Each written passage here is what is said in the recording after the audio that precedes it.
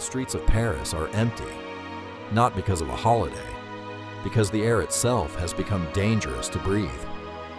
Across Europe, one of the most intense heat waves in recent history is unfolding. Temperatures climbing past 43 degrees Celsius, 109 degrees Fahrenheit. Ambulances moving through heat-shimmered streets. Hospitals filling with people whose bodies are simply giving out. But beneath the headlines, there is a quieter, more dangerous story. A medical emergency that can take a life in a matter of hours. It's called heat stroke. And this is the story of how an entire continent is confronting it, together. From Paris to Madrid to as far north as London, governments have issued the highest available heat alert levels. In France and Spain, temperatures have surged past 43 degrees Celsius. Even Germany and the United Kingdom, nations built for gray skies and mild summers, are now facing extremes they were never designed for. Health authorities have linked this heat wave to thousands of excess deaths across the continent. In hospitals from coast to coast, emergency rooms are overwhelmed. Doctors and nurses, working around the clock, treating patient after patient for dehydration, heat exhaustion, and heat stroke. This is not a distant statistic. This is happening in real neighborhoods, to real families right now.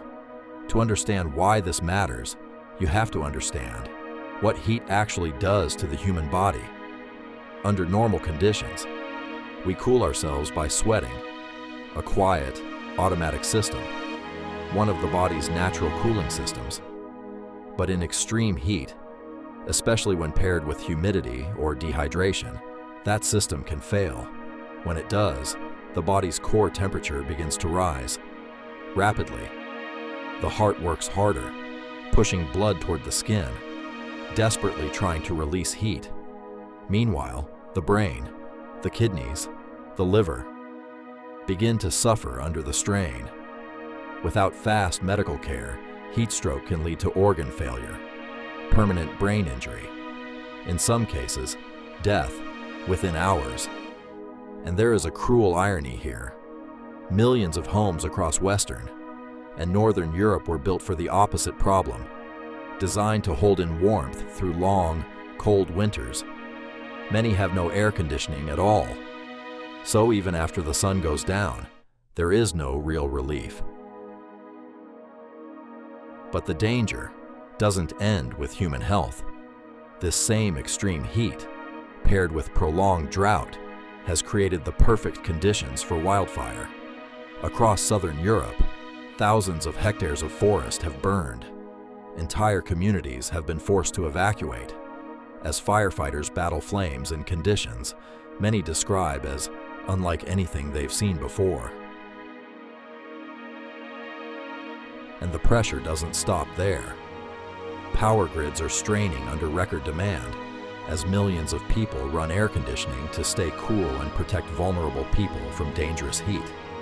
In some regions, electricity networks are beginning to falter. Even the railways aren't immune. Steel tracks expanding in the heat, warping under stress, forcing delays, and safety shutdowns across the continent. This is what happens when a heat wave stops being weather and becomes a test of how prepared modern society truly is.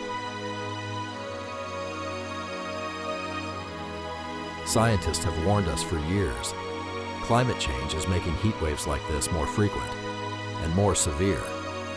What was once rare is quickly becoming routine. This heat wave is more than a headline. It's a reflection of a world in transition and a reminder of just how fragile our comfort really is. If you're living through extreme heat right now, here is what matters most. Stay hydrated. Avoid the outdoors during peak afternoon hours. And check on the elderly, the neighbors, the relatives, the people who live alone. These small acts save lives.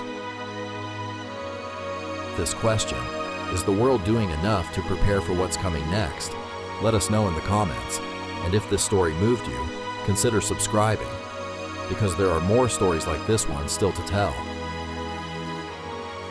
Stay safe out there. Thanks for watching.